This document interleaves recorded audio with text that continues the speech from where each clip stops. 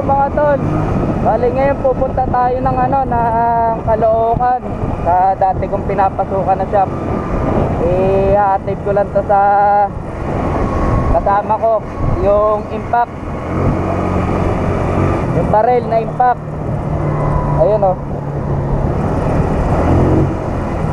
nahiram ko, matagal kong nahiram, ngayon ko palang ibabalik.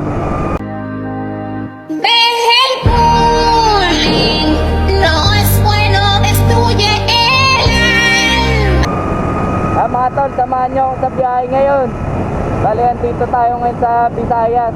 Pasensya na, medyo pangit yung yung audio kasi walang mic, nasira yung mic ko na mga tol, ride safe palagi. Mga tol, nasa congressional na tayo. Bali, dire-diretso yan. Paglabas nyan, sa dulo nyan, EDSA na mga utol. Sa mga bumabiyahe, grabe ang init. Kayo, lagi kayo magbaon ng tubig.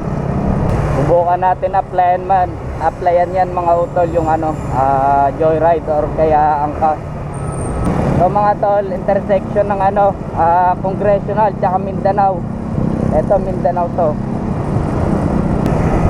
So mga tol, dito na tayo sa monumento. Bali yung pinapatukan ko hindi dun sa 10 out, dito diretso lang Dangandaan.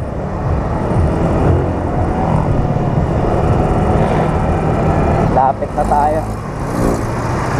2 weeks na ako hindi nakakapasok dito. Yung mga tol, natin na natin yung impact drive sa kasamaan ko. Bali, babiyahe na tayo na ito. Uuwi ako ng Baras. Caloocan to Baras ang biyahe natin ngayon mga utol. Medyo nagutom tayo mga tol. Maghahanap tayo ng makakainan muna. Yung lagi kong kinakainan, tapsilog. Panalo yun. Kakanan tayo dyan mga tol sa sa overpass. Hindi ko alam kung anong lugar to, nalimutan ko Na-discover ko lang tong kainan to dahil dito ako nagpipick up ng ng frozen food. Paninda ng asawa ko sa online. Panalo kasi tapsilog dito mga tol. Wala kumakain. Minsan puno yan mga tol. Food trip muna tayo rito.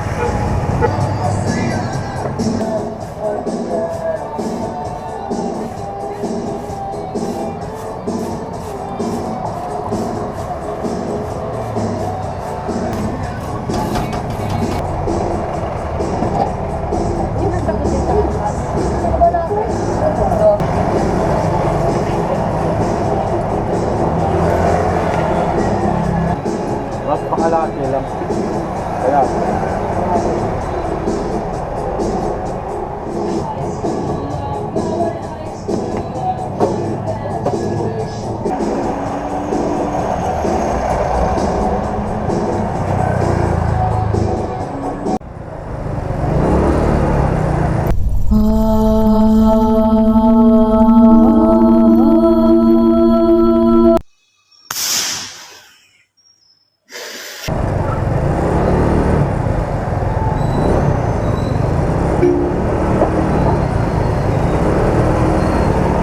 dumaan muna ako dito sa kapatid ko at naglaro ng bote-botehan. Habang binabaybay ko ang daan, nabutan na tayo ng ulan. Syempre dapat na natin isuot ang pangmalakasang kapote. Yun lang mga utol, salamat sa panonood, ingat kayo palagi.